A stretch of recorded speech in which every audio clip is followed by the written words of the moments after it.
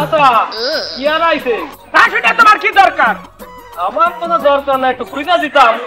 যাও তো বাবু, আমার উপকার করার জন্য তোমার কেউ বাইনা দেছে। যাও তো বাবু। বুড়ো শয়তান, উপকার করার কায়দা নেই।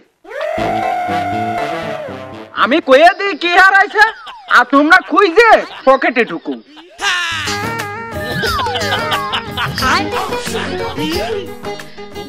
ও কাকা, কাকা একটু তাড়াতাড়ি আসেন কাকা। বাপের কি হয়েছে? আসুন না, চলে তো চলে।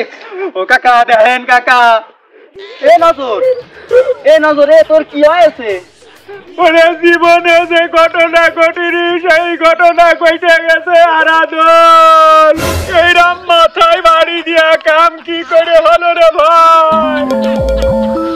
আব্বা কি হয়েছে কাকার সামনে খুলে কোন, দেখি আমরা সবাই মিলে চেষ্টা করে সমাধান করা যায় কিনা। হয় বর তো ঠিকই করছে। হাট থেকে ফিরার পথে আমার পকেটেতে 5 টাকার কয়েল পড়ে গেছে। হায় হায় উড়ে যাবো আমার কোনে কোনে আমার কোনে। কি জমে না যে কথা আল্লাহ, আমি আমার আব্বারে বাধা বকিয়ে রে। আব্বা আব্বা কোনে কোনে আব্বা কোনে?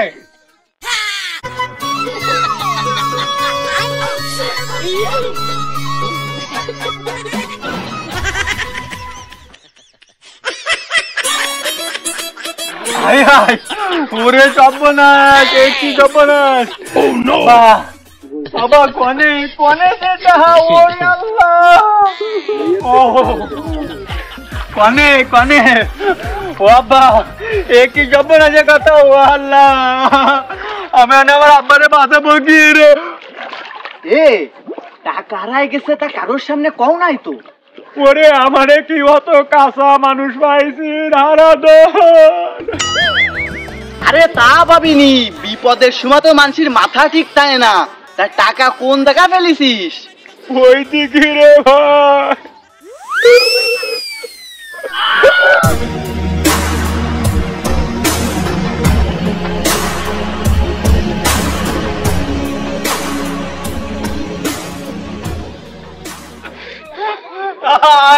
এত বড় সর্বনাশ হয়ে গেল আব্বা।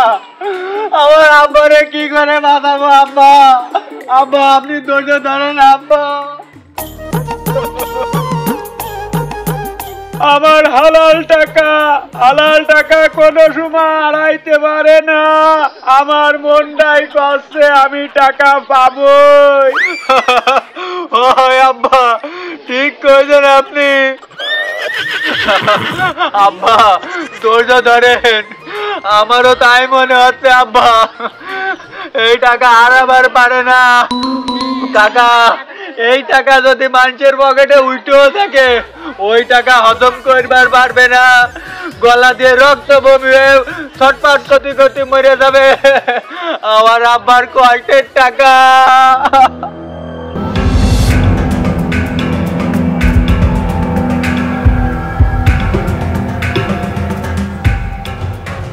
তালি এক কাম করো নজর আলী, দরগায় পার্শ্বিকে সিন্নি মানত করে আবার খোঁজা শুরু করো।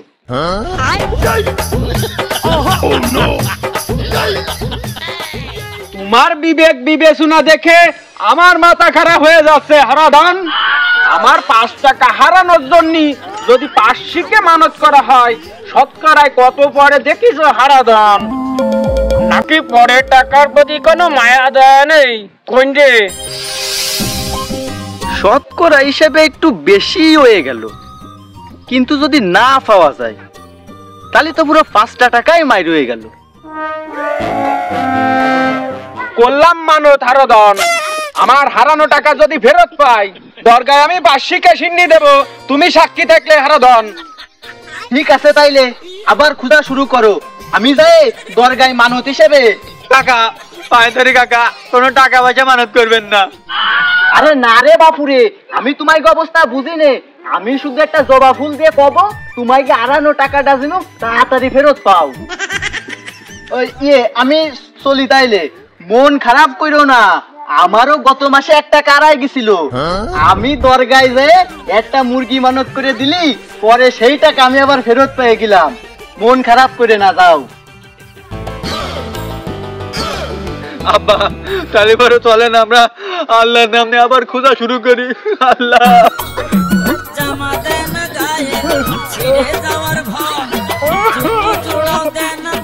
আমার বাচ্চা হারাতে পারে না। ওরে সর্বনাশ হয়ে গেল আমার আব্বা। ওরে আল্লাহ এ কি সর্বনাশ হইল।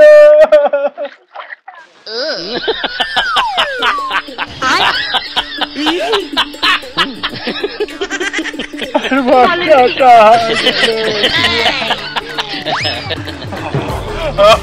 সর্বনাশ হয়ে গেল আব্বা।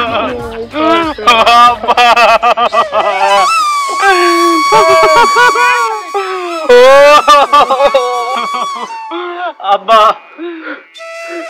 চলেন আব্বা আমরা বাড়িতে খাইলে আছে আবার খুঁজবানে। আব্বা কি সর্বনাশ রইল।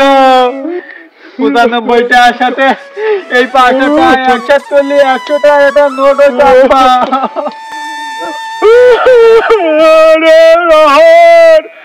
আমাকে কপালে শনি লাগেছে রে বাপ।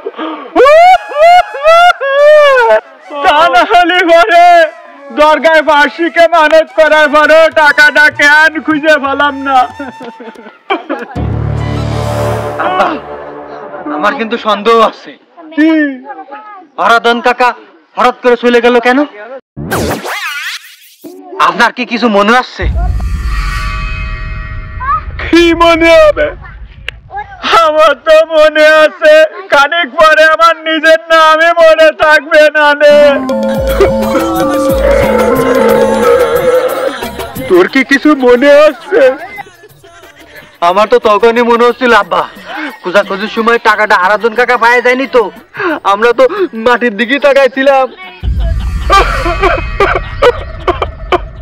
ওরে বহন আরাধন দত্ত যদি ওই টাকা পাইয়ে থাকে জিন্দেগিতেও পাওয়া যাবে না। ও যে কিপ্টের কিপ্টে। আব্বা আপনি ধৈর্য ধরেন আব্বা, এই কথা কারোর সামনে বিলাস করা যাবে না আব্বা। আব্বা ধৈর্য ধরেন আল্লাহরে ডাকেন আব্বা।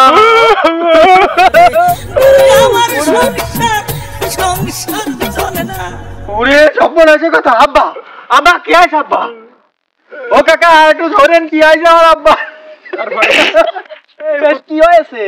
ওরা জীবনে যে আমি কব তারিফ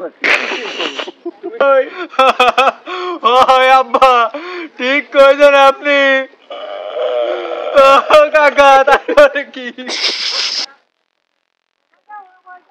তোমার বিবেক বিবেক